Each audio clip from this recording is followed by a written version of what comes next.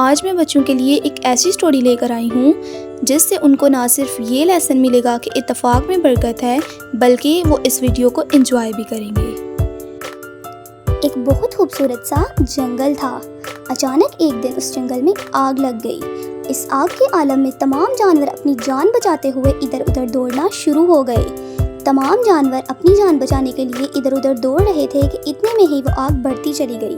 جب یہ بات جنگل کے بادشاہ کو پتہ چلی اور وہ باقی جانوروں کے ساتھ وہاں پر اس آگ کو دیکھنے کے لیے آیا اور وہ بھی بہت پریشان تھے۔ اسی عالم میں تمام جانور جو تھے وہ کچھ نہ کر سکے، لیکن انہی میں سے ایک چڑیا نے اپنی چونچ کے ذریعے سے اس آگ کو بجھانے کی کوشش کی، یعنی اپنی چونچ میں تھوڑا تھوڑا پانی بھر کر اس آگ کو بجھانے کے لیے کوشش کرتی رہی۔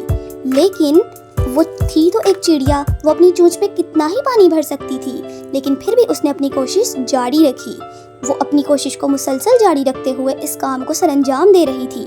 جب وہ یہ کام کر رہی تھی تو شیر جنگل کا بادشاہ اس پہ ہنس رہا تھا کہ تم اس چونچ سے اتنے سے پانی سے آگ بجھاؤ گی۔ اس پہ ہنسنا شروع ہو گیا۔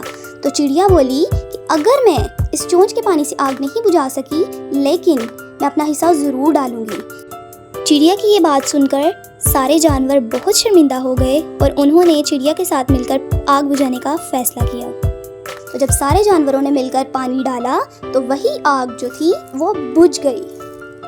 اس کہانی سے یہ سبق حاصل ہوتا ہے کہ اتفاق میں برکت ہے، یعنی کہ اگر سب مل کر کام کریں تو یہ کام سر انجام اچھے سے دیا جا سکتا ہے، نہ کہ صرف ایک انسان اس کام کو کرے۔